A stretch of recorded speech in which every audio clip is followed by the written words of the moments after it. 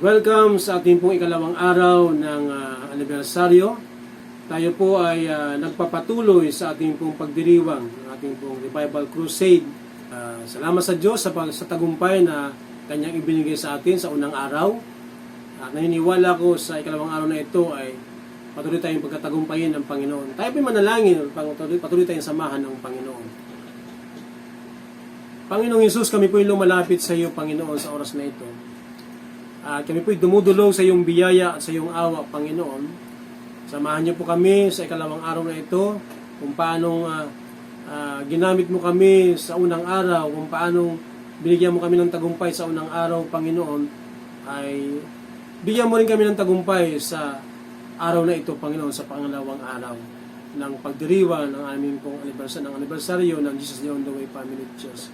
Pagpalain niyo pong bawat isa, patuloy pong ibuhos ang iyong biyaya at pagpapala sa bawat isa, Panginoon, sa pangalan ni Jesus. Amen.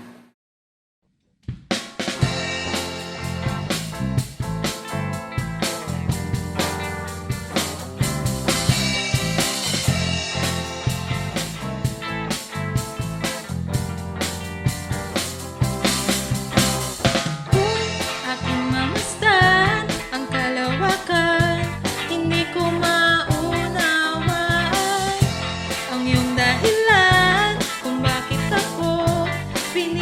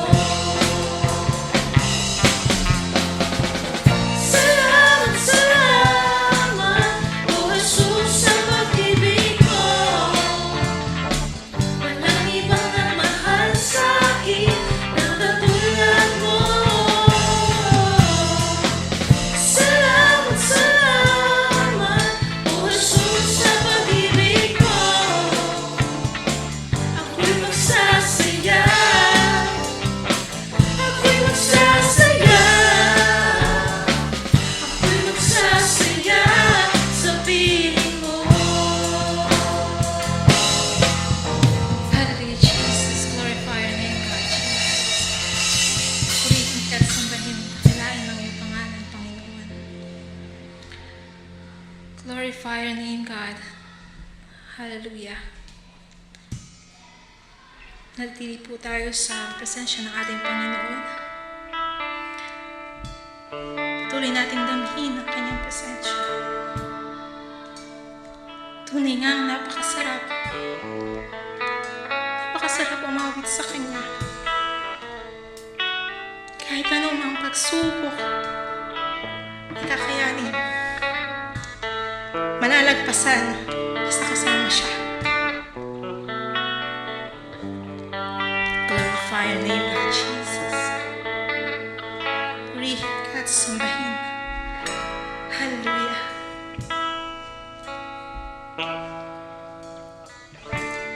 Hallelujah, Jesus. Puri at sambahin, Jesus. Praise you, O God. Hallelujah.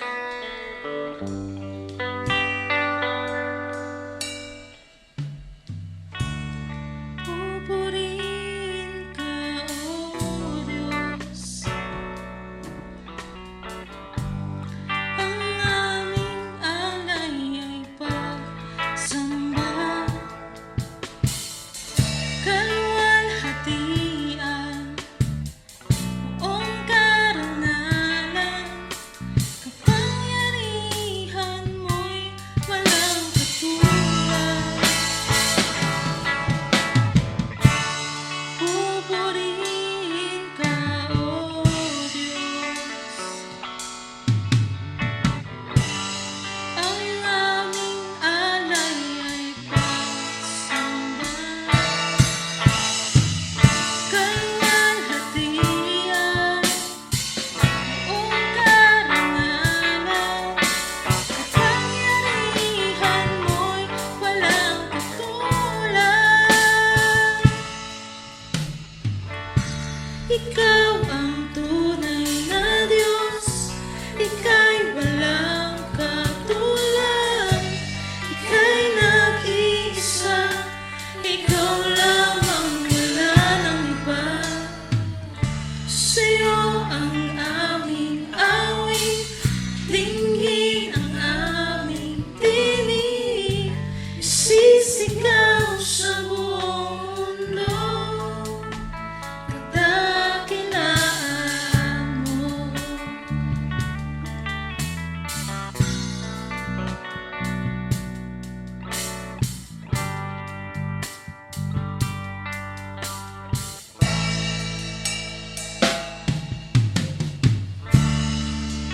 Pupurihin ka, O Diyos,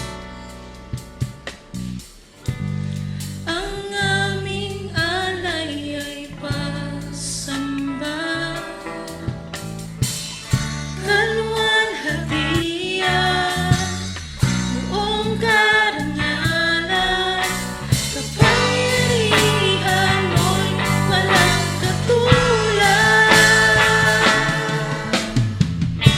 Ikaw ang tunay na Diyos, Ika'y walang katulad, Ika'y nag-iisa, Ikaw lamang, wala nang iba.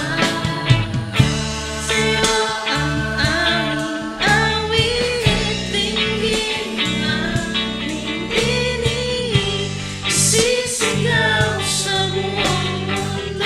Ikaw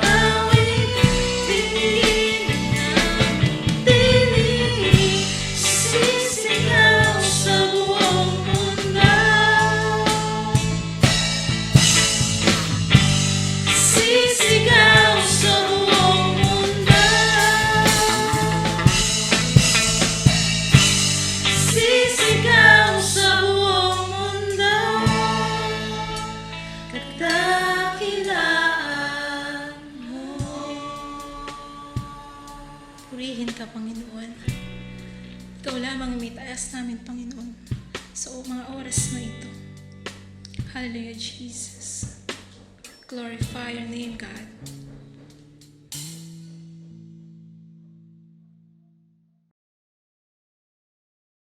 Magandang araw sa lahat, lalo na sa mga membro ng Jesus is the Only Way Family Church. At sa ganun din sa lahat na naaabot nito. Happy 4th anniversary para sa lahat, lalo na sa amin. Lalo na sa ibang nagmamahal kung saan kayo naroon sa aming sulok. Gusto ko rin magpapasalamat sa pangyayari na kahit sa kabila ng lahat ng nangyayari sa pandemya, pangkalahatang pangyayari, hindi lang sa aming bansa, kundi kung saan-saan.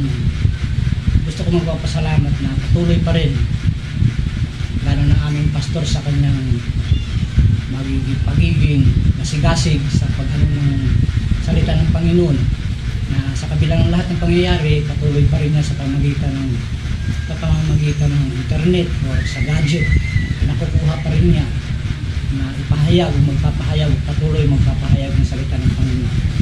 Kaya inabot kami ng ganito sa aming anniversary sa pamamagitan niya. Nagpapasalamat rin ako sa pangyayari nito na kahit nasa ganito ay natutuwa ang mga tao kung paano na nagiging Kristiyano o natuto sila pag ano sa Panginoon. Sa pangyayari nito ay nagbibigay ng hudyat upang ang mga tao ay patuloy naman lingkod sa Panginoon dahilan sa ganitong sitwasyon. Ganun pa man, sa kabila ng lahat, kahit hindi sabihin natin na hindi kami nagkakaanuhan dahil nga bawal pa nga ang sinasabing gathering, pero ninanais pa rin namin, inaano pa rin namin na upang mabuo ang aming pag-ano sa aming anibersaryo, magiging patuloy magampanan pa rin namin sa kabila ng mga pangyayari. Ganun din naman sa mga tao sumusuporta, magiging ano man sa aspeto ng bagay, lalo na sa financial.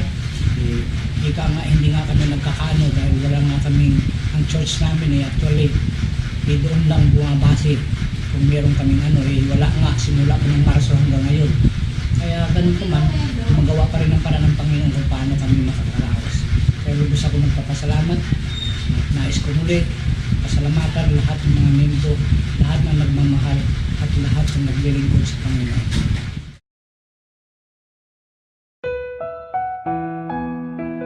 Congratulations, YFC people! Happy 4th anniversary for everyone.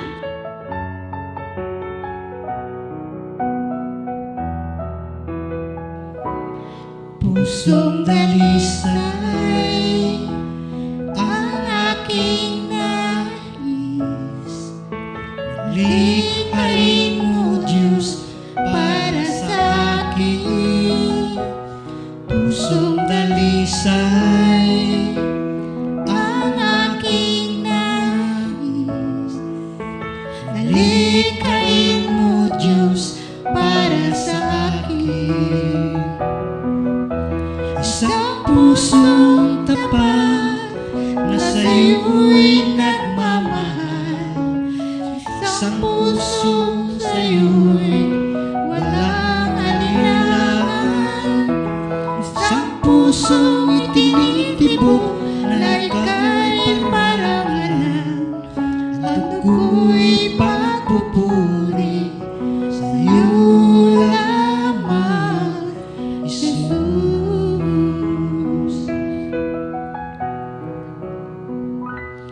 Pusong dalisay ang aking nais, likhain mo Diyos para sa akin. Pusong dalisay ang aking nais, likhain mo Diyos para sa akin. Pusong tapat na sa'yo'y nagmamahal, Sa puso sa'yo'y walang alinlangan. Sa pusong itinitibok na ika'y parangalan. Handog ko'y papupuri sa'yo lamang, Jesus. Sa pusong tapat na sa'yo'y nagmamahal. Isang pusong sa'yo'y walang alinlangan. Sa pusong itinitibok na ika'y parangalan. Handog ko'y papupuri sa'yo lamang, Jesus. Handog ko'y papupuri sa'yo lamang, Jesus. Handog ko'y papupuri sa'yo lamang, Jesus. To God be the glory. God bless everyone.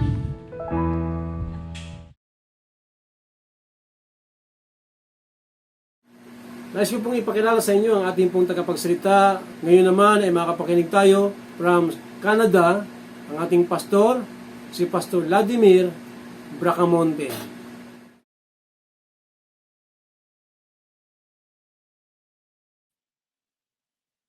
Narinig nyo? Gusto narinig mo ako? Hello?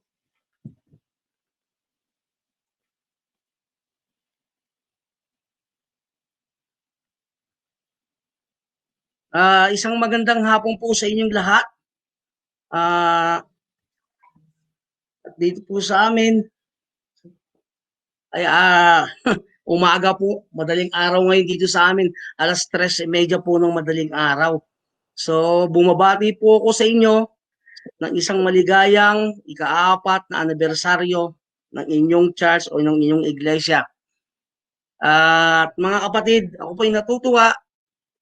Unang-una ako'y nagpapasalamat sa Diyos sa pagkakataon na ako'y pinagkatiwalaan niya na magdala ng kanyang salita sa kanyang mga tao na pinili sa oras na ito na makinig ng kanyang salita. Pangalawa, ako'y nagpapasalamat kay Pastor Nel sa kanyang pagtitiwala muli. At ako'y binigyan niya ng pagkakataon muli na nakapagsalita sa inyong anibersaryo.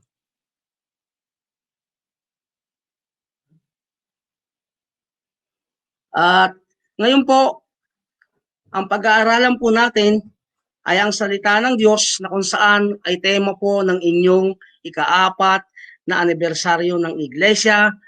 Ang ating pong tema, Prepare the Way of the Lord. Ito po ay mababasa sa Isaiah 40, sa Isaiah 40 verse 3. At kung meron po tayong mga Biblia, tayo po ay makibasa sa aklat ng Isaiah.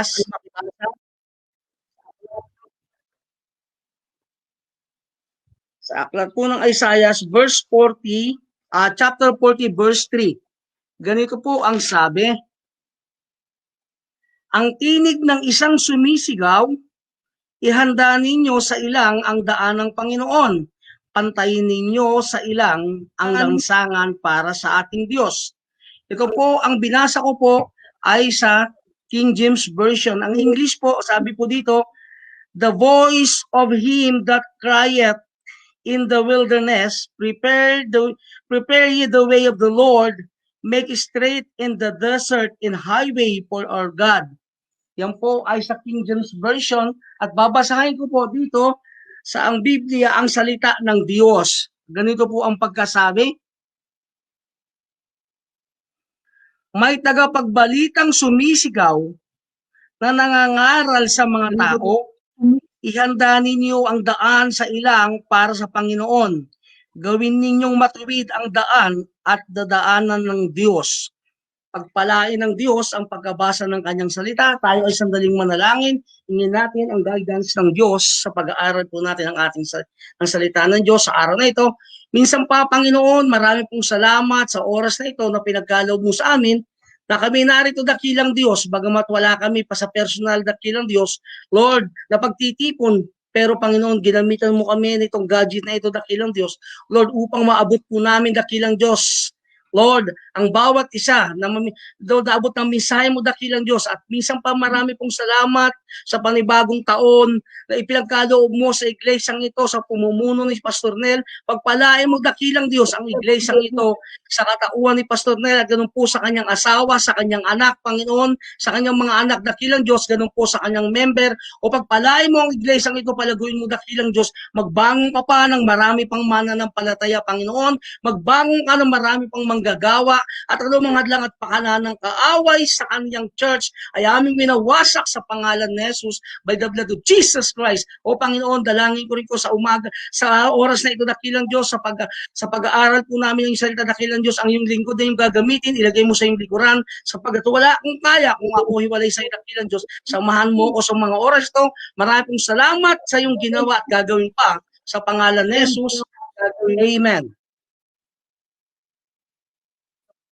Okay, mga kapatid, ang binasa po natin na tema po ng inyong anibersaryo o sa kaarawan po ng inyong church, ito po ay sinabi ni Propeta Isaias sa 40 verse 3 na ang sabi niya, tuwirin ninyo ang daan ng Diyos. Bakit ba ito kanyang sinabi? Bakit ba ito sinabi ni Isaias sa tao ng Diyos? Ito ba ay tumutukoy? Ito ba ay nagsasalita sa ating kapanahunan o sa kapanahunan nila? Mga kapatid, ang Biblia po ay nagsasalita sa kanilang kapanahunan. Bakit po ito sinabi ni Isaias? Dahil mayroon pong pangako ang Diyos.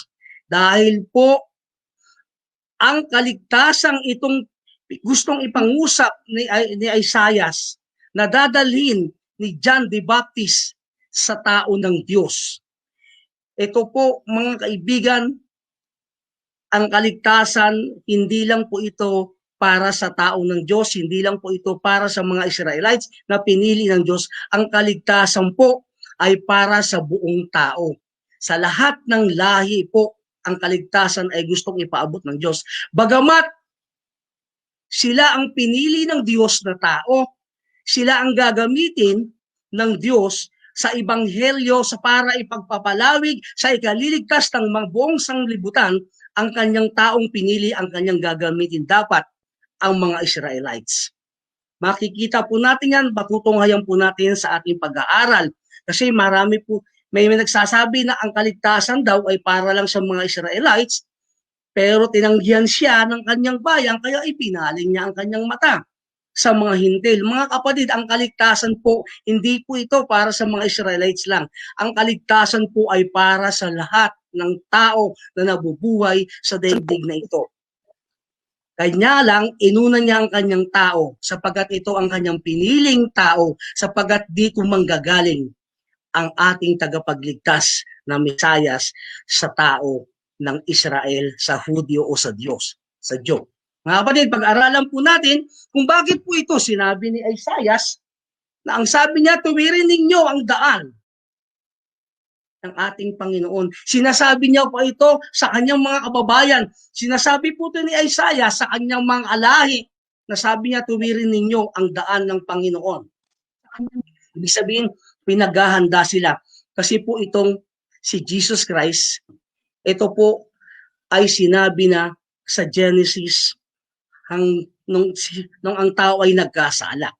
Nung tao po ang nagkasala, nung ginawa po ng Diyos, ang unang tao na si Eva at si Adan, ang plano po ng Diyos, ang plano po ng Diyos na ang daigdig na ito ay punuan ng tao na kanyang tagapaglingkod, na worshiper ng Diyos.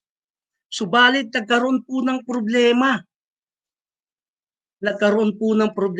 Nung gawin niya ang tao, sinabi niya rito sa Genesis 1:26 and 27, sabi niya, at sinabi ng Diyos, lalangin natin ang tao sa ating larawan, ayon sa ating wangis, at magkaroon sila ng kapangyarihan sa mga isda sa dagat, at sa mga ibon sa himpapawid, at sa mga hayop, at sa buong lupa, at sa bawat umuusad na nagsisiusad sa ibabaw ng lupa. Sa 27, at nilalang ng Diyos ang tao ayon sa kanyang sariling larawan, ayon sa larawan ng Diyos. Siya'y nilalang niya sila ng lalaki at babae. At ito sabi, no? At sila'y binasbasan ng Diyos at sa kanila'y sinabi ng Diyos, kayo'y magpalaanakin at magpakarami at kalatan ninyo ang lupa at inyong supilin at magkaroon kayo ng kapangyarihan sa mga isda sa dagat at sa mga ibon sa ipapawid at sa bawat hayop na gumagalaw sa ibabaw ng lupa. Pansinin po natin, ang sabi ng Diyos, nung hindi pa po nagkakasala ang tao, ang sabi niya, punuin ninyo ang sanglibutan. Go ye and replenish the earth. Ang sabi, punuin, nung hindi pa nagkakasala ang tao.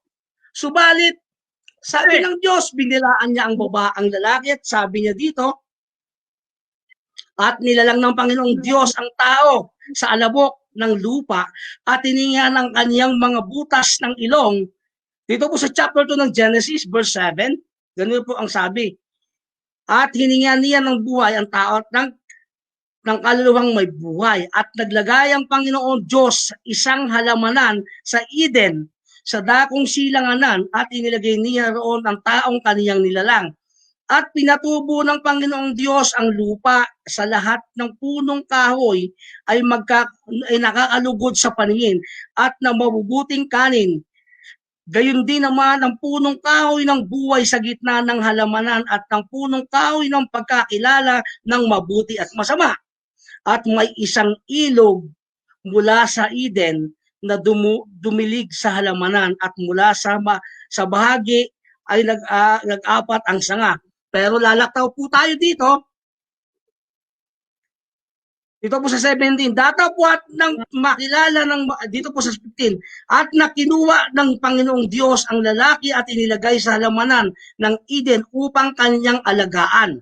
At iniutos ng Panginoong Diyos sa lalaki, sinabi sa lahat ng punong kahoy sa halamanan ay makakakain ka ng may kalayaan. Datapwat sa kahoy ng pagkakilala ng mabuti at masama ay huwag kang kakain sapagkat sa araw na ikaw ay kumain niyaon ay walang pagsalang, mamamatay ka. At sinabi ng Panginoong Diyos, hindi mabuti na ang lalaki ay mag-isa. Siya'y inilang ko ng isang katulong niya. Pansinin po natin, ang sabi ng Diyos, nung nilalang niya ang babae at lalaki, sabi niya, punuin ninyo ang daigdig. Yun po yung plano ng Diyos. Dadami po tayo. Ang plano po ng Diyos, ikaw at ako na po ang sa daigdig na ito ang mabubuhay. Yun po yung plano ng Diyos. Ikaw na po yan at ako. Yun nga lang nagkaroon ng problema.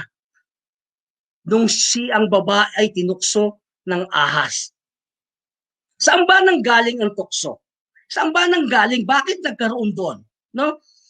Sabi po dito, babasahin po natin kung saan nanggaling itong tuksong ito. Basahin po natin kung saan nanggaling ang tuksong ito. Saan nanggaling ang espiritong itong hindi maganda na tumusok sa tao. Basahin po natin sa Isaiah 14 o sa Ezekiel 28 verse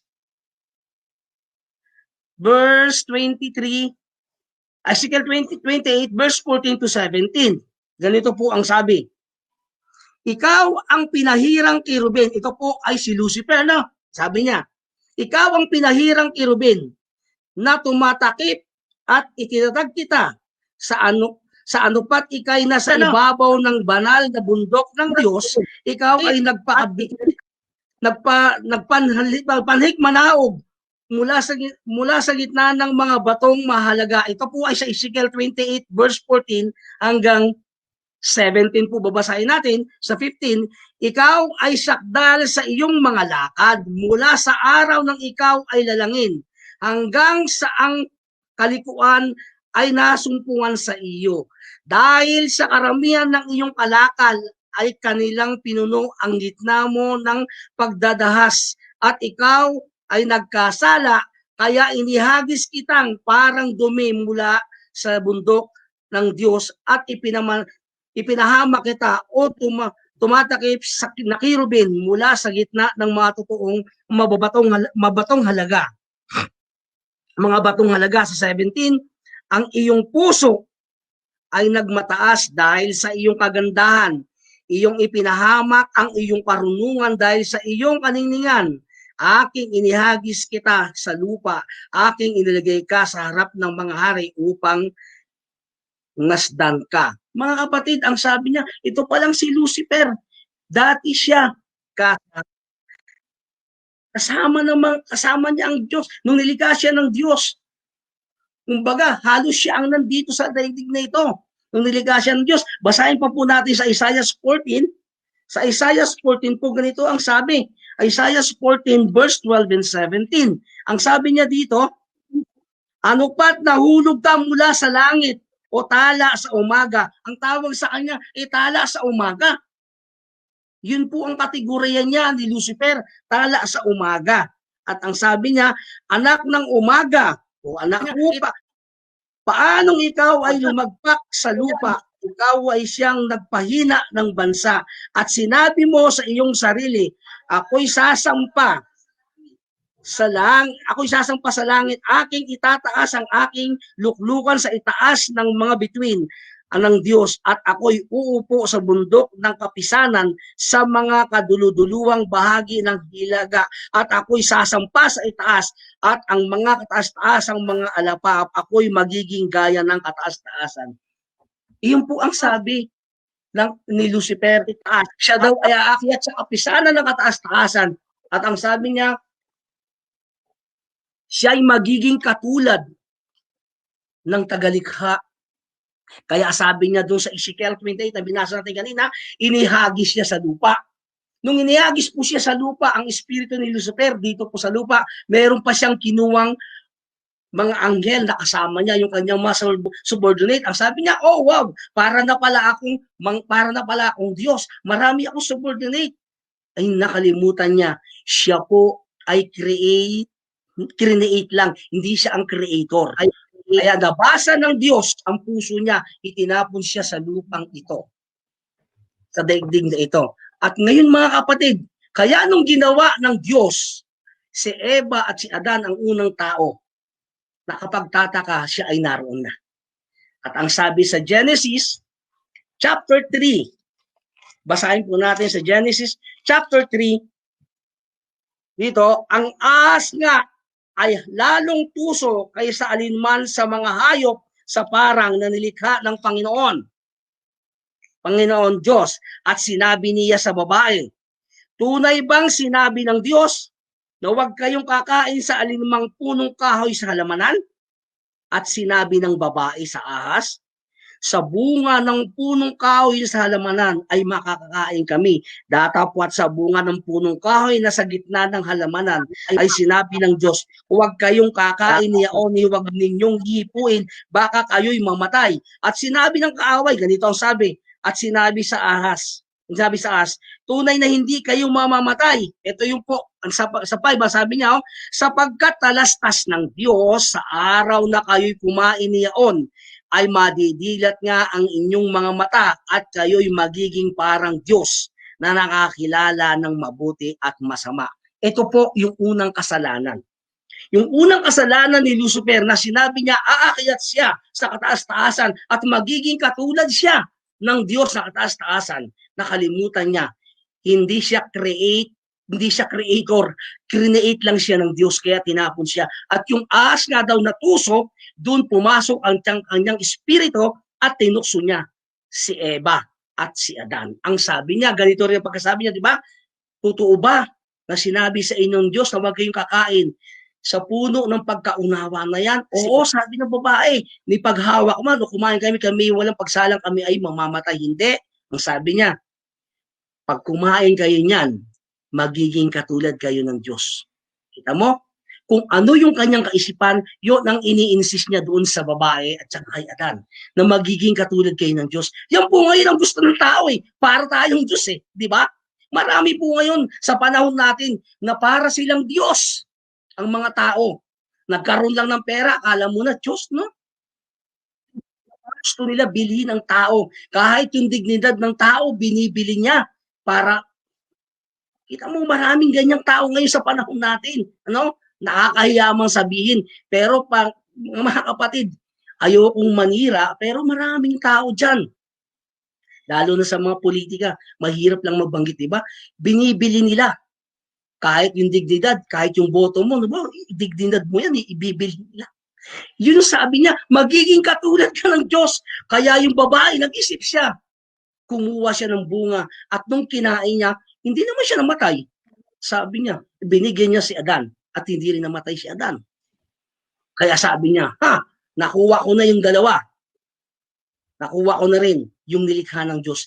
Gusto ng kaaway, sirain yung ating relasyon sa Diyos. Sapagkat ang balak ng Diyos, ang mga anghel na yan, sila yung ating tagapagbantay at tadami tayo nang wala tayong kasalanan na taga-worship lang tayo ng Diyos. Pero ginawa niya ng paraan dahil siya nagkasala siya sa sarili niya.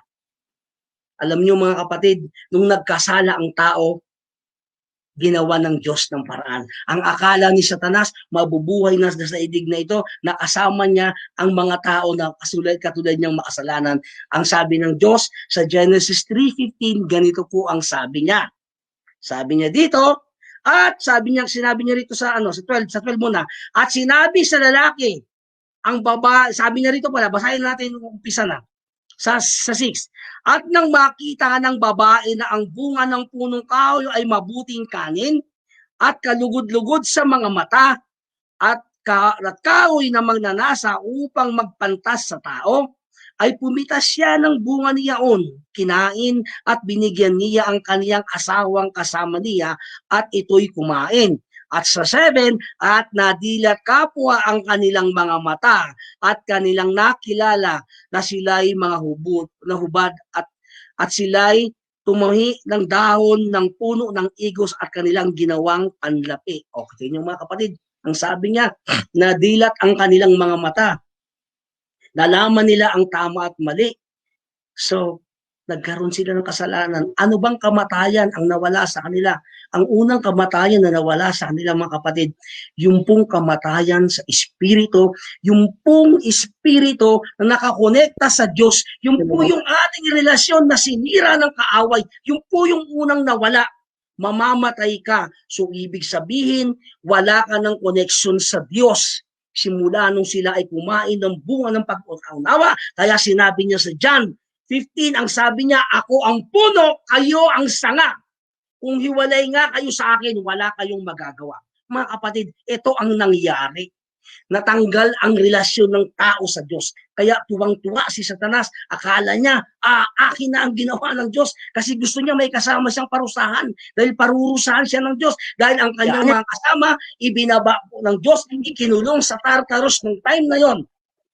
Mga kapatid, itinulong po sa Tartarus ang ibang angel at ang ibang mga angel ay nandito ngayon. Sila yung kasama ni Lucifer na nanloloko sa tao, na sila yung nag-udyok ng kasalanan. Mga kapatid, ito ang nangyari, ito yung unang kamatayan sa espiritu na nawala ang ating komunikasyon, na nawala ang ating relasyon sa Diyos. At ang pangalawang kamatayan, sinabi ng Diyos. Dito ang sabi niya, at narinig nila ang tinig ng Panginoong Diyos sa 8. 3:8 ito ng Diyos at na lumalakad sa halamanan at sa kulimlim ng araw ay nagtago ang lalaki at ang kanyang asawa sa harapan ng Panginoong Diyos. At sa pagitan ng punong kahoy sa halamanan at tinawag ng Panginoong Diyos ang lalaki at sa kanya sinabi, saan ka naroon? At sinabi niya, narinig ko ang tinig sa halamanan at ako'y natakot sapagkat ako'y hubad at ako'y nagtago. At sinabi ng Diyos, sinabi ng Diyos, sinong nagsabi sa iyong ikaw ay hubad? Nakakain ka ba ng bungang punong kahoy na inutos ko sa iyong huwag mong kanin? At sinabi sa 12, sinabi ng lalaki, ang babaeng ibinigay mong aking kasamahin ay siyang nagbigay sa akin ng bungang punong kahoy at aking kinain. At sinabi ng Panginoong Diyos sa babae, ano itong iyong ginawa? At sinabi ng babae, dinaya ako ng ahas at ako'y kumain. Sa 14, at sinabi ng Panginoong Diyos sa ahas, sapagkat ginawa mo ito, ay sumpain ka sa higit ng lahat ng hayop, ng higit sa bawat ganid sa parang, ang iyong tiyan ang ilalakad mo at alabok ang iyong kakanin sa lahat ng mga araw ng iyong buhay. At sa 15, ganito po, makikita po natin, sabi niya, at pag-aalitin ko ikaw at ang babae, at ang iyong binhi at ang kaniyang binhi, ito ang dudurog ng iyong ulo, at ikaw ang dudurog ng kaniyang sakong. Sa 16, sinabi niya sa babae, pararamihin kong lubha ang iyong kalumbayan at ang iyong paglilihi. Manganganak kang may kahirapan at sa iyong asawa ay magpapahinood ang iyong kalooban at siya'y Panginoonin mo siya. Sa 17, at sinabi kay Adam, at sinabi, sapagkat iyong dininig ang tinig ng iyong asawa at kumain ka ng bunga ng punong kahoy na aking inutos sa iyo, na sinabi, huwag kang kakain niyon. Sumpain ang lupa dahil sa iyo, kakain ka sa kanya sa pamamagitan ng iyong pagpapagal. Lahat ng mga araw ng iyong buhay at isisibol niyaon sa iyo ay ang tinik at ang dawag, at kakain ka sa pananim sa parang ng tinapay hanggang sa ikaw ay mauwi sa lupa, sapagkat diyang ka kinuha, sapagkat ikaw ay alabok at sa alabok ka uuwi. Ito po yung pangalawang kamatayan na sinabi ng Diyos. Mamamatay na sila. Magkakaroon sila ng kamatayan physically. At sabi niya, sa alabok ka kinuha at sa alabok ka babalik. Ang sabi ng Diyos. Mga kapatid, ang unang kamatayan na sinabi, di ba? Nawala yung kanilang unang komunikasyon. Yung po yung spiritual life na kamatayan. At meron po yan na sinasabi kaparusahan. At mamamatay ang tao, mauuwi siya sa alabok kung saan siya nanggaling. Di ba? Sabi ng Diyos.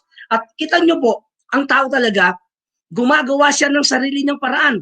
At nung sila'y nagkasala, ang sabi niya, nalaman nilang na sila yumutubad. At sabi, kumuha sila ng dahon ng igos at pinanlapi o pinantakip sa kanilang sarili. Gumawa talaga ng paraan. Kaya sabi sa Biblia, doon sa New Testament, di ba? Ang kaligtasan, ito ay kaloob ng Diyos. Ito ay kaloob, ito ay gift. Hindi mo ito makukuha sa sarili mong lakas, sa sarili mong gawa. Mga kapatid, gumawa sila ng paraan. Pero hindi yung pinayagan ng Diyos, mga kapatid. Diba?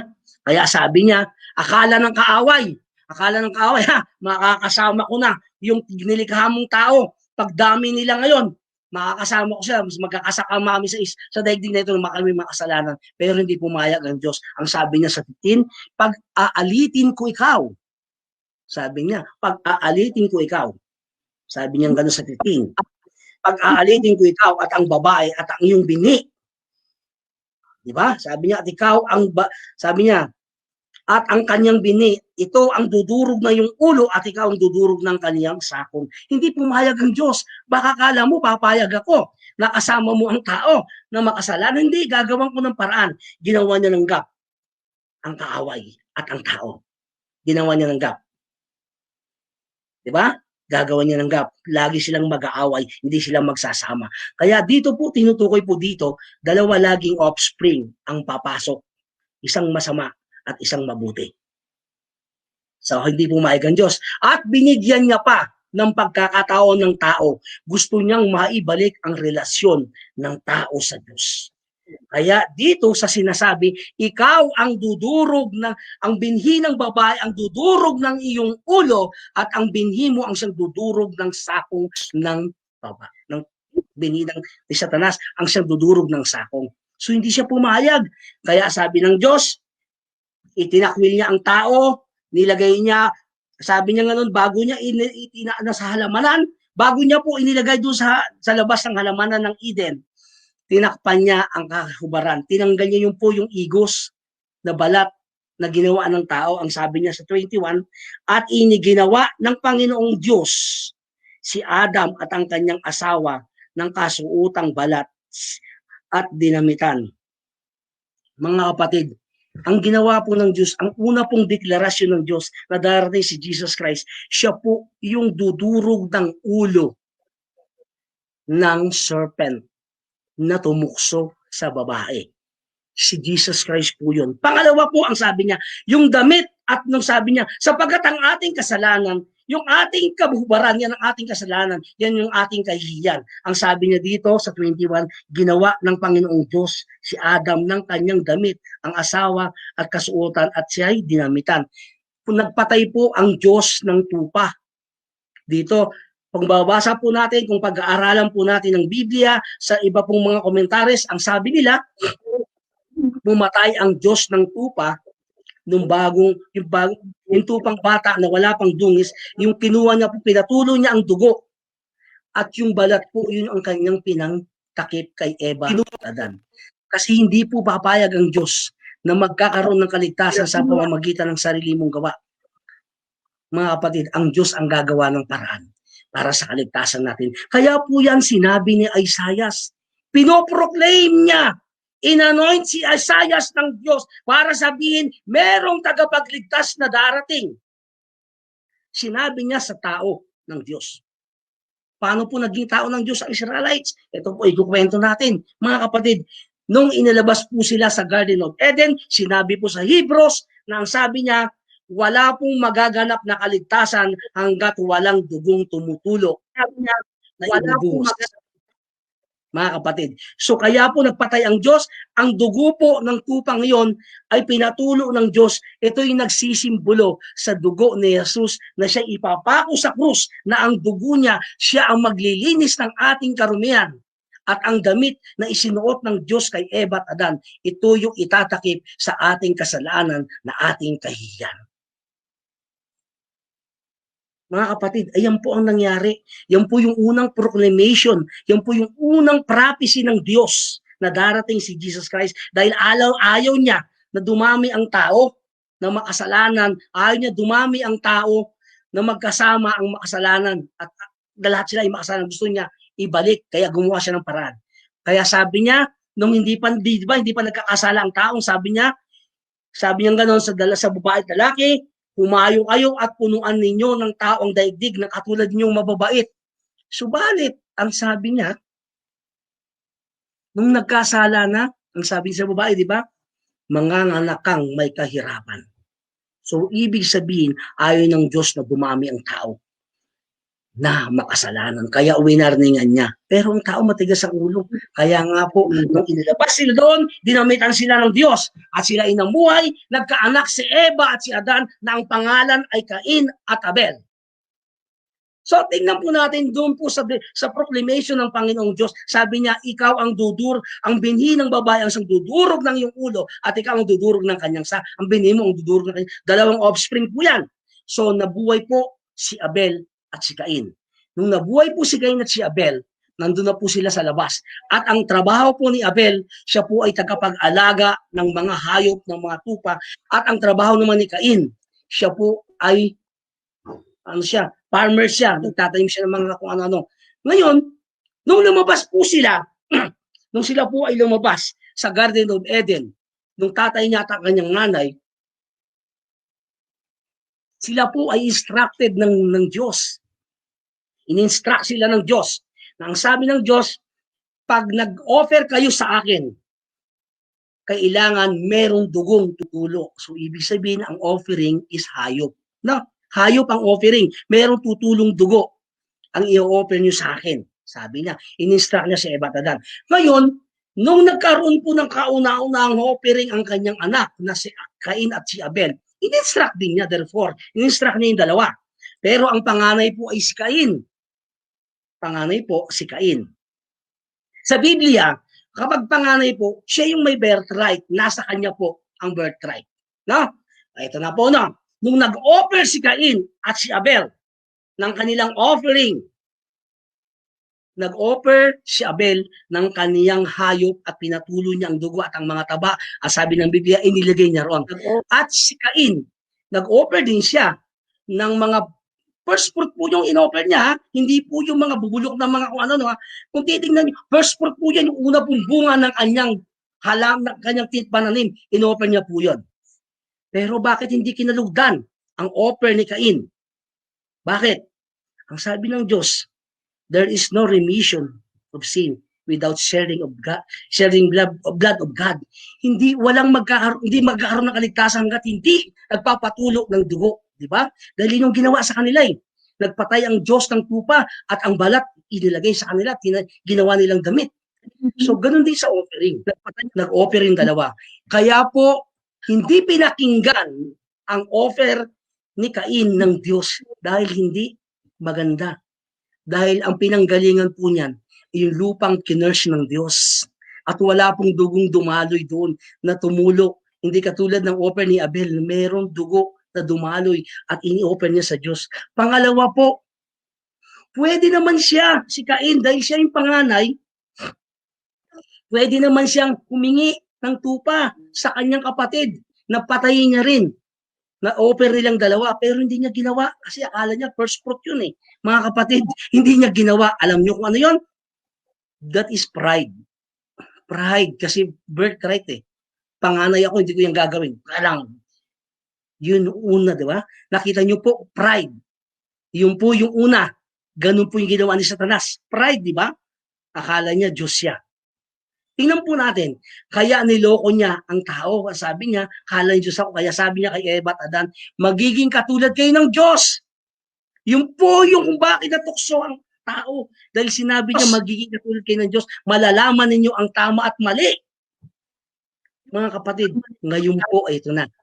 Nung nag-offer na po yung kanyang anak na dalawa, hindi po kinalugdan si Cain. Dahil ang kanyang offer ay walang dugo.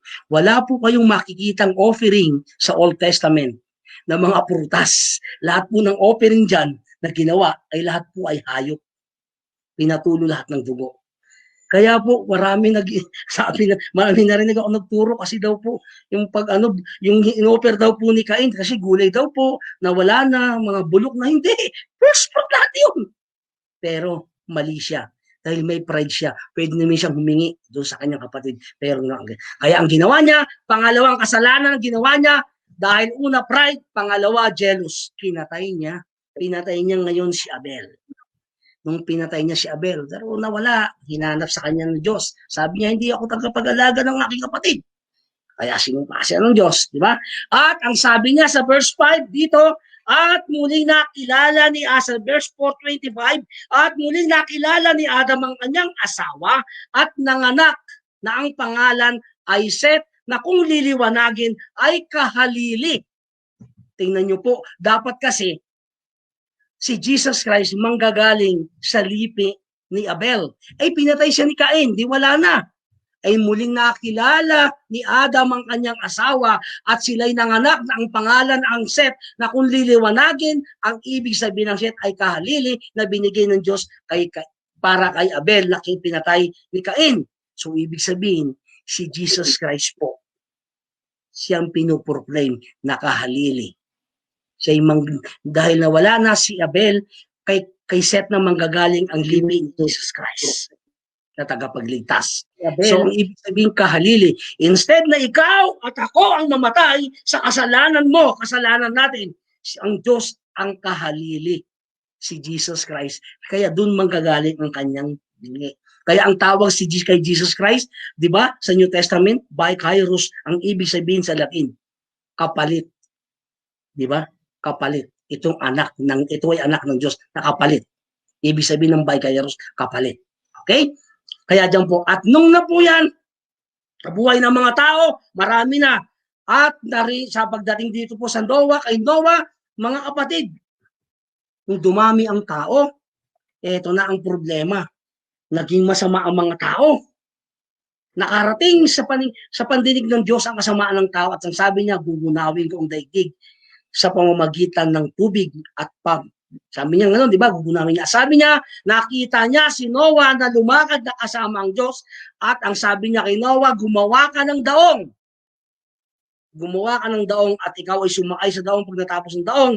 At ang mga kapatid, nung natapos ni Noah ang daong, meron siyang 3 anak, si Ham, si Shem, at si Japhet. At 3 asawa ng kanyang mga anak, 8 po silang nabuhay doon po sa loob ng arka o doon sa daong. Nung dumami dahil nagkaroon ng kasalan. At nung nawala na po ang mga tao, ilan na lang po sila, 8 na lang sila natira, at ang sabi muli sa kanya ng Diyos, kalatan ninyong daigdig. Punuin ninyong daigdig, sabi niya kay Noah. Bakit uli sinabi ng Diyos? Kasi nakita niya si Noah na lumakad na may takot sa Diyos. Kaya ang sabi niya, kalatan niyo, na katulad mo, Noah. Katulad mo. Dahil hindi pa tapos ang plano ng Diyos. Di ba? Ang problema, nung lumakad ang panahon, dumami ang tao. Nalasing si Noah, gumawa siya ng nagtanim siya gumawa siya ng alak, nalasing siya. Ang panganay po is si Ham. Ngayon nalasing si Noah, nakita ni Ham ngayon lasing. Nandun, pinagtawanan niya, nakahubutubad si Noah ang tatay niya. Nakahubutubad, nakita niya, pinagtawanan niya, at sinabi niya sa kanyang dalawang kapatid, ang ginawa ni Ham ay ni Shem, kumuha siya ng balabal at si Japet at kumuha sila paatras nilang nilagay ang balabal sa kanyang tatay na laman ni Noah na pinagtawanan siya. Mga kapatid, tandaan po natin, yung pahubaran natin, yun po yung ating kasalanan. Hindi po yan dapat pinagtatawanan. Dapat yan yung pantakip ng Diyos. Kaya nagalit, hindi binigay kay Noah, ay kay Ham ang birthright, ibinigay kay Shem kasi pangalawang anak siya. Binigay kay Shem. Kaya si Jesus Christ, doon po nanggaling sa lahi ni Shem. Ang tawag po sa kanya ay Shemitic. Si Shem po ay meron siyang 5 anak. Sa 5 anak ni Shem, mga kapatid, si Elam, si Asor, si Arphaxad, si Lud, at si Aram. Sa 5 anak ni Shem, doon po nanggaling sa lipi niya, manggagaling kay Arphaxad, si Jesus Christ. Hindi pa po yan pumipili ng taong Diyos. Wala pa po dyan Hudyo sa panahon na yan. At lumakad ang panahon at sabi niya, dumami ang lipi ni Shem at ni Ham. At ang sabi sa pamumuno, ang namumuno sa kanila si Irod.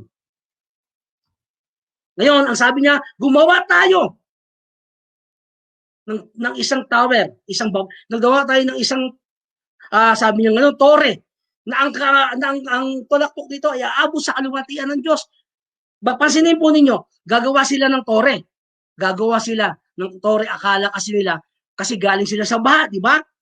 Para pag nagbaha uli, aakyat lang sila doon. Doon sila aakyat. Aakyat sila dahil pag nagbaha uli, ang isip kasi ng tao talagang ganyan Naisip nila, baka magbaha uli, gawin ng Diyos Hindi, gagawa tayo ng tore na ang talok nito ay aabot sa kaluwalhatian ng Diyos sa langit. Ang sabi niya, ang tinawag nila itong Babel. Tinawag nila itong Babel. Pero sabi ng Diyos, hindi siya papayag. Sabi niya, let us go down and compound them and scatter them. Mababasa po yan si Genesis, no? At ang sabi, hindi siya papayag. Sapagkat meron pong Jesus Christ na darating. Hindi po yung taong gagawa ng paraan para makakayat sila sa langit. Ang sabi ng Diyos, merong Kristong na dadating. Kaya gumawa sila ng Tower of Babel. Ang tawag po dyan, ang ibig po sabihin ng Babel is Bab, is gate. Ang L is God. Ang gumawa sila ng gate to God. Kasi doon po, sa Hebrew, tinawag po nila yan na tawag po nila sa Babel na yan, hindi po yan, ang tawag po nila dyan is kung nagkaroon sila ng in-scatter sila nagkaroon sila ng kalituhan, ang tawag po dyan sa Hebrew na tinawag nila. Pero po sa lingwahe nila, sa lingwahe ng Shemitic, ang tawag po dyan ng Bab is gate, ang L is God. Kaya ang tawag dyan ng Babel, ang ibig sabihin niyan, gate to God. Gumawa sila, kita mo ang tao, gumagawa talaga sila ng paraan. Gate to God, ang sabi niya, gumawa tayo ng gate to God. Kasi akala nila magbabahuli. Kaya tapos sabi ng Diyos daw, let's go down and compound them, scatter them. Kaya dito nag-umpisa ang bansa at ang lingwahe nagkaiba-iba na. Mga kapatid, gagawa silang gate to God. Babel, ang sabi ng Jesus Christ. Sabi niya doon sa New Testament, I am the way, the truth, and the life. No one come unto my Father except through me. Bakit gagawa ka sa sarili mo? Ang kaligtasan, gift yan ng Diyos. Hindi ikaw ang gagawa para ikaligtas mo. Hindi isayo manggagaling ang kaligtasan. Diyos ang gagawa niya, siyang gumawa ng paraan para mabalik ang relasyon na sinira ng kaaway. Kaya ang tawag sa gate to God, kaya ano po, ayan pa, kaya ang itong si Ham po, sa kanya po nang galing Africa, Arabia, si Semitic po, yung Assyrian, si Japhet po, sa kanya yung Asia Minor at ang Europe. At dito po, sa pagkatapos po ng malaking Babel na ito, na torne ito, dito na po tinawag si Abraham. Si Abraham po, sa ancestor po siya ng Armenian. Nasa Armenian po siya, Semitic, sa Armenian po siya. Ang siya po ay sa lugar ng Ur. Ang kanyang salita ay Chaldean, childish po. Sa Ur po siya nakatira. Doon na po pinili si Abraham ng Diyos. Dito doon po nag-umpisa ang tao ng Diyos kay Abraham. Dito na nag-umpisa ang race ng Hebrew. Pipili siya ng tao. Dito na siya pumili ng tao na kung saan dito manggagaling ang tagapagligtas sa lipi na ito. Kaya sinabi ko kanina, ang kaligtasan ay para sa lahat. Yun nga lang, pipili siya ng tao na doon siya ipapanganak sa lipi na yun. Kaya si Abraham ang kanyang pinili, mga kapatid. Kaya yung mga sinasabi ni Isaiah na may darating, ang sabi niya, in-anoint siya ng Diyos na siya ang mag-a-announce, prepare the way of the Lord. Ang sabi niya, may darating na Diyos. Sabi niya sa kanyang mga tao, mga kababayan niya. Hindi sinabi sa lahat ng tao, sa mga kababayan niya. Kasi i-prepare daw ng kanyang mga kababayan ang daan ng Diyos. Kaya sabi niya, kay ditong galing kay Abraham, pagkatapos ni Abraham, ipinanganak niya si Isaac. Di ba? Pinanganak niya si Isaac. Pagdating si Isaac, kay Jacob. Si Isaac po, pinanganak siya. Alam niyo ba, si Isaac, siya yung unang-unang, dito dahan-dahan po pinapaunawa ng Diyos na darating siya sa pamamagitan po ng offering kay Isaac. Si Isaac po ay inoffer ni Abraham sa Mount Moriah. Mount Moriah. Ang Mount Moriah po, kung pag-aaralan po ninyo sa Bible, dito rin po yung Calvary na kung saan si Jesus Christ ay pinako sa krus.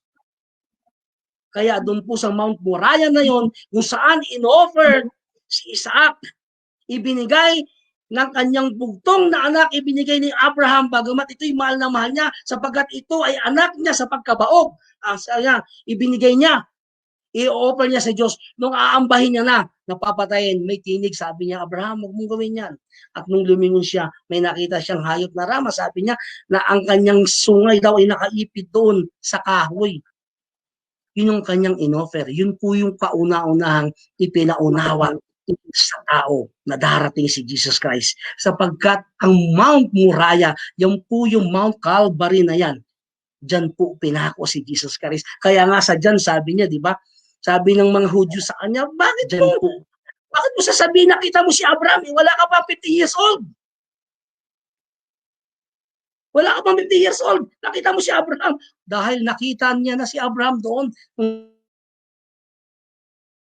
Nung nag-Mount Moriah na yon, doon inoffer, doon yung nakita si Jesus Christ. At doon nakita ni Jesus Christ si Abraham. Mga kapatid, ayun po yung pinoproclaim. Ayun po yung mga prophecy from the Genesis hanggang parating kay Abraham. Kaya nang nagkaroon po si Abraham, si Isaac ng dalawang anak na ito ay twins. Di ba? Alam natin ang kwento na pinagbili ang kanyang kapagkapanganay at si Jacob ang siyang nakakuha, binili ni Jacob at dinaya niya ang kanyang tatay dahil nabulag na po si Isaac.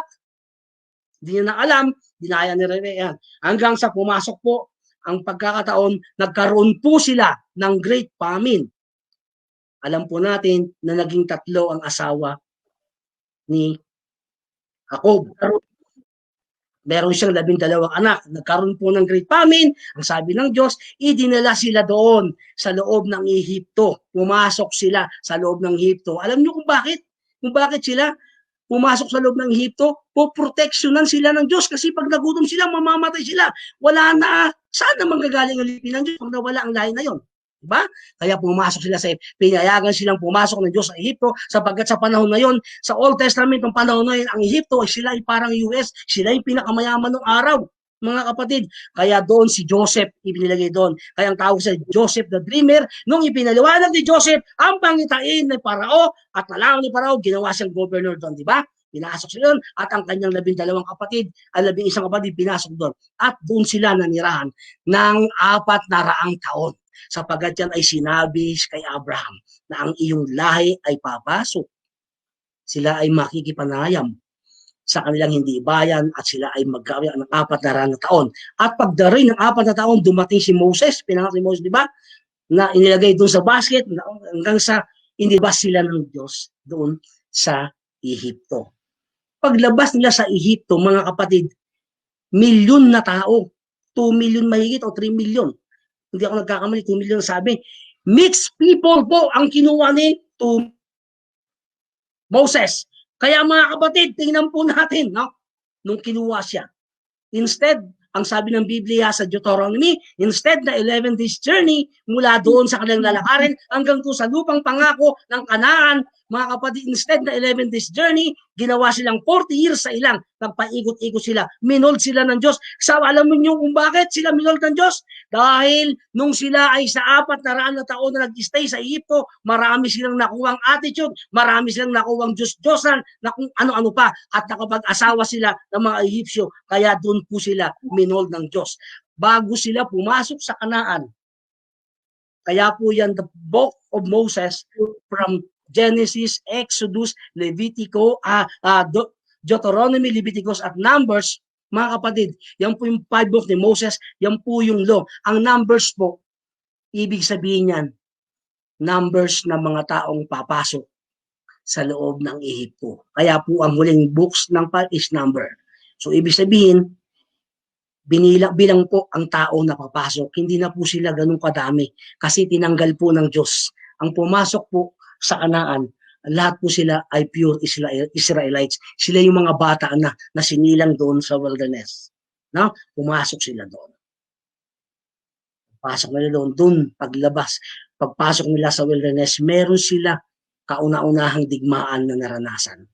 Bakit sila pinoprotektahan ng Diyos? Sapagkat ayaw ng Diyos na maubos ang lahi nito. Kaya sila pinoproteksyonan ng Diyos kasi dito lalabas si Jesus Christ. Kaya lahat ng labanan nila, meron po silang naganap na 52 na labanan at 43 po dyan na ubgob sila. 52 po labanan nangyari sa kanila, mga kapatid. At nagkaroon sila ng judge at nagkaroon sila ng 3 hari. Ang unang hari ay si Saul, pangalawang hari ay si David, pangatlong hari ay si Solomon. Pagpasok nila doon sa loob, marami pong gera ang nangyari pero pinagsasabi sila ng Diyos. Sa kakala ng mga Israelites na ito, nasa kanila yung promise. No. Nagkamali sila ng akala kasi pinoproteksyon sila ng Diyos eh. Akala nila sila yung kanila ang promise, hindi nila alam ang promise ay si Jesus Christ na manggagaling sa kanila. Pinili lang silang tao para sila yung gamitin pagdating ng panahon na mag-i-scatter ang salita ng Diyos, sila yung gagamitin. Kaya nga po yung 12 disciples, puro yun mga Israelites na kinuha ng Diyos, puro sila Hudyo. Mga kapatid, tingnan natin. Kaya sabi ni Isaiah, tuwirin ninyo hanggang sa dumating po kay Haring Solomon, pangatlong hari. Dito po nila nakamit yung pinaka mahabang panahon na katahimikan kasi matalino po si Solomon. Ang wisdom na sa kanya. Dito nila ang sinasabing the national glory ng Israelites, dito nila nakamit. Na wala silang sa mahabang panahon na 40 years naghari si Solomon.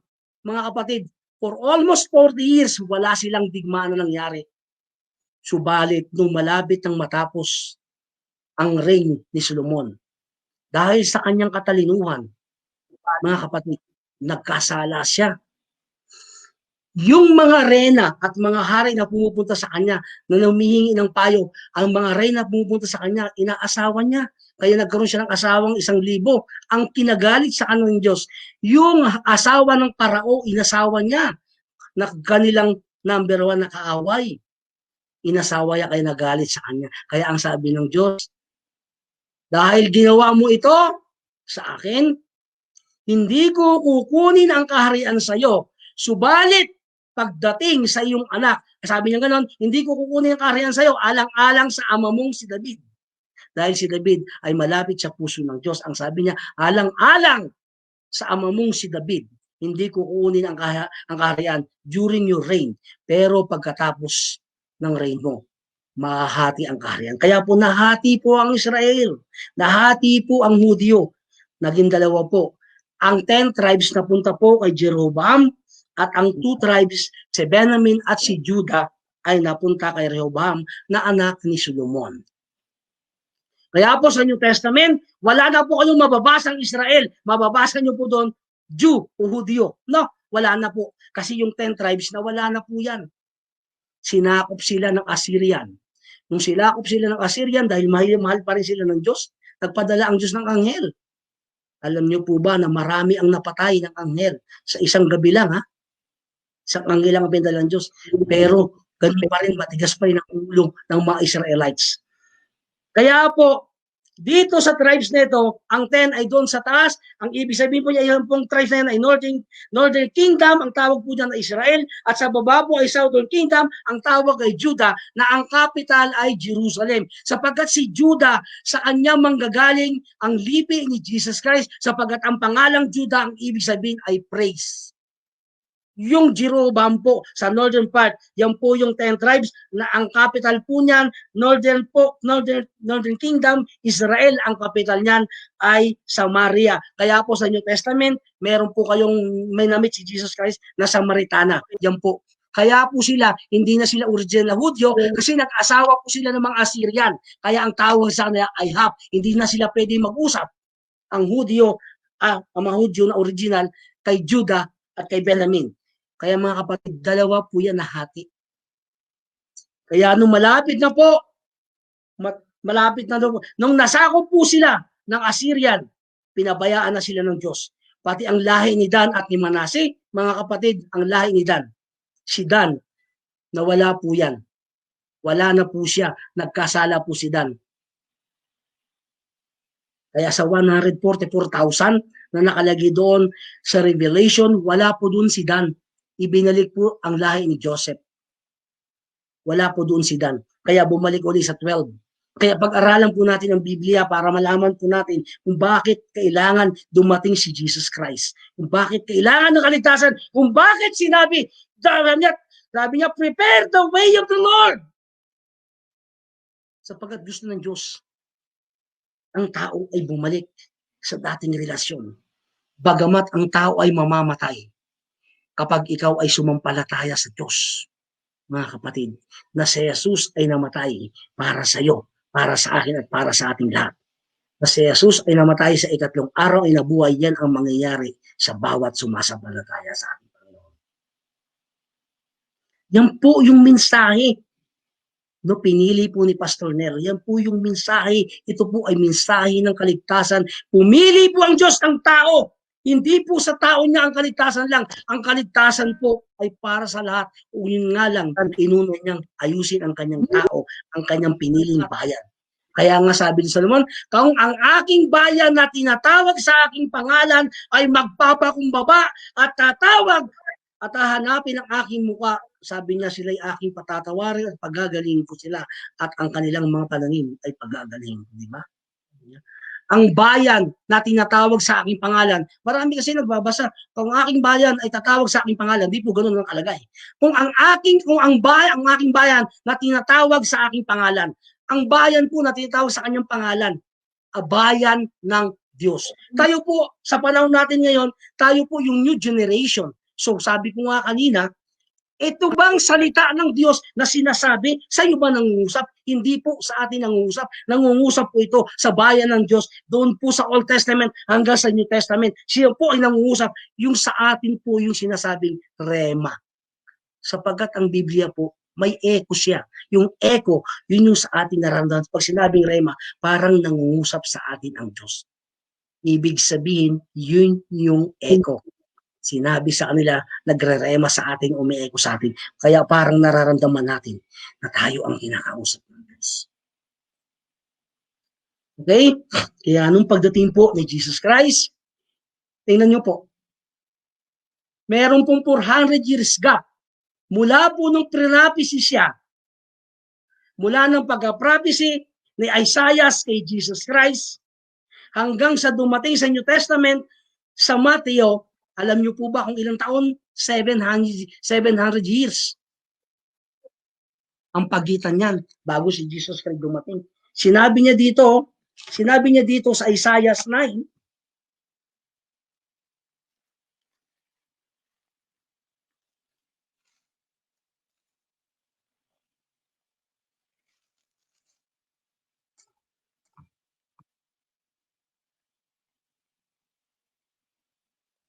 sa Isaiah dito po 7,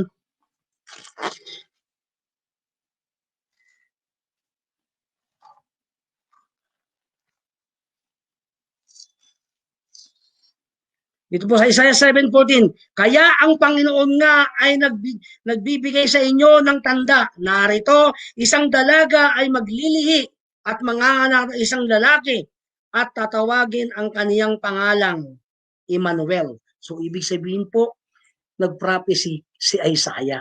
May dating na lalaki na ipaglilihi ng dalaga, berhen. No? Ang sabi niya, manganganak ang pangalan ng Emmanuel, ang ibig sabihin, ang Diyos ay nasa atin. O ibig sabihin, magkakatawang tao ang Diyos, sasama sa atin. No? Ayun po yung ibig sabihin nun. Emmanuel, ang ipapangalan sa kanya. Sinabi yun, no? Isaiah. Mula po yan nag-prophecy sa Isaiah hanggang sa pagdating po sa Mateo, 700 years po yan. Kasi mula pong Malakay hanggang sa Mateo, meron po 400 years gap. Wala pong binangon ng Diyos na propeta, walang binangon ng Diyos na presidente o kaya king. Wala siyang na pastor. Wala. Kasi inihanda niya si Jesus Christ parang sa kanyang pangalawang pagdadating. Wala na pong binangon ng mga propeta. Tayo po yung sinasabing forerunner na nagsasabi na tayo ay tinuwid na ng Diyos. Ang sabi, sa muling pagbabalik, sa pangalawang pagbabalik ng Diyos, ang sabi niya, ihanda natin ang ating daan. Ihanda natin ang ating sarili. Ang sabi niya, ako ang daan at ang katotohanan. Walang makakarating sa Ama nung hindi sa akin. Sabi niya, di ba?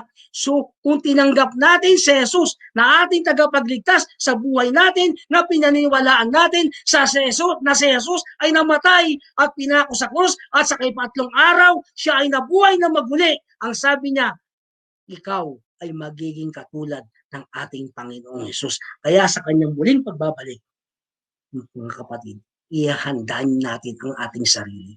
Tayo yung magdadala ng balita. Ang sabi niya, sa kantang dapat, narinig ko sa Katoliko, tayo ang magdadala ng balita ng kaligtasan. Di ba? Tayo yung magdadala. Ito yung sinasabi ng Diyos sa Mateo. Malalaman ninyo ang wakas ng panahon kapag ang salita ng Diyos ay napangaral na sa kasulok-sulukan ng daigdig. Itong term na ito, hindi na ito term doon sa panahon nila. Ito po ay prophecy na po ni Jesus Christ sa ating panahon. Tayo na po yung kinakausap ng Diyos dito. Dahil ginamit sila para ma-spread ang salita ng Diyos, pero hindi nila may spread ang buong daigdig kasi meron pang angkan na darating pagdating sa atin. Kaya yung term na yon sa atin na po yung ginagamit ng Diyos. Nasa huling panahon na tayo. Malalaman ninyo ang wakas ng panahon nung tinanong siya ng mga disciple, Panginoon, kailan darating ang wakas ng panahon? Makakaroon kayo ng digmaan. Ito, meron darating na sasabihin na sila ang Diyos na Kristo. Subalit, malalaman ninyo ang wakas ng panahon kapag ang salita ng Diyos ay napamahagi na sa kasuluk-sulukan ng daigdig. Yan na ang wakas ng panahon. Ito po yung mensahe na sinasabi ni Isaiah, na sinasabi ni John the Baptist na ang Diyos ay darating, tuwirin ninyo ang daan ng Diyos. Mga kapatid, nang dahil sa kasalanan, dahil sa tukso, mga kapatid na yon. Yung puno, mga kapatid, gustong maibalik ng Diyos yung kanyang relasyon sa atin. Kaya dito po, nung sa paglakad po ng panahon, unti-unti niyang pinapaunawa sa tao niya na kasi Jesus Christ ay darating. Kasi nung wala pa ang Hudyo, hindi maunawaan ng tao eh. Kaya gumawa sila ng Tower of Babel. Kaya pagdating kay Abraham, ipinakita sa kanya yung offering. Kaya nakita ni Abraham, nakita rin kung paano darating si Jesus Christ. Mga kapatid, yun po yung offering ni Isaac. Doon po ipinapakita. Yun mga kapatid. At yung offering po ni Cain at ni Abel. At sinasabi niya po, di ba? ikaw ang dudurog ng kanyang ulo, si Jesus ka dudurog ng ulo ni Satanas, at ikaw ang dudurog ng kanyang sakong. Ang unang ginawa ni Satanas, ang akala niya, yung unang sakong is si Cain, ay si Abel. Pinatay niya. Dalawang offspring, sabi ko kanina, di ba? Pinatay niya. Akala niya, napatay niya. Aha, napatay ko. Pangalawang tangka niya, napatayin. Nung ipapanganak si Jesus Christ, di ba? Nung ipapanganak si Jesus Christ, ang sabi niya, nung pinanganak si Jesus Christ, sabi ng tatlong pantas, saan ang pinanganak ang hari ng mga hari? Saan pinanganak ang Panginoon? Ang sabi niya, Haring Herodes, ba? Saan ba? Sabi niya, dadating pa siya. O sige, kung makita ninyo, alam niyo sa akin. Yun, yung pangalawang, ang pagtangka ng kanyang buhay. At yung pangatlo, yung pagkapako niya sa krus at namatay siya. Akala ni Satanas. Sabi niya, nagtagumpay ako. Siya yung dudurog ng sakong. Subalit sa ikatlong araw ay nabuhay na muli si Jesus Christ.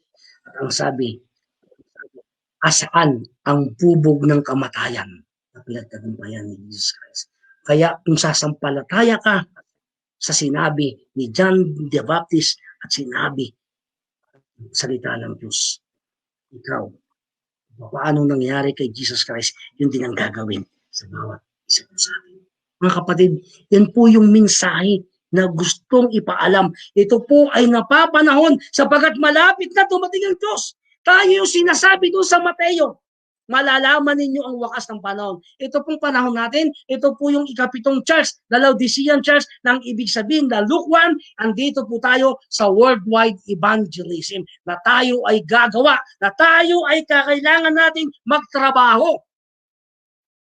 Kaya nga yung mga parable ni Jesus Christ na ginagamit para pagdating ng panahon. Yung parable, the sower, di ba? Yung parable na kung anong pinagagamit Jesus Christ, para po yan sa mga tao na darating na panahon na maghasik ng salita ng Diyos para sa kanyang muling pagpapalik. Ito po yung mensahe ng sinasabi dito po sa Isaiah 40 verse 3, tuwirin ninyo ang daan ng ating Panginoon. Palakpakan po natin ang ating Panginoon. Praise God, hallelujah. Hallelujah, we glorify. Tayo ay manalangin.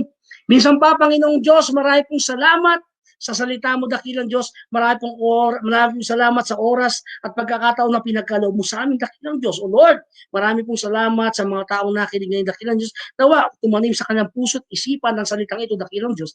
O dakilang Diyos, sapagkat sinabi mo sa iyong salita, dakilang Diyos, na ikaw ay darating, dakilang Diyos, tuwirin namin ang aming mga daan, Panginoon. O pagpalain mo, dakilang Diyos, sa mga taong ito, dakilang Diyos, na narito ngayon, gamitin mo rin po sila, at kami, dakilang Diyos, sa makapangyarihang parang. Maraming salamat sa iyong gagawin, at maraming salamat sa panibagong taon na binigay mo sa iglesyang ito.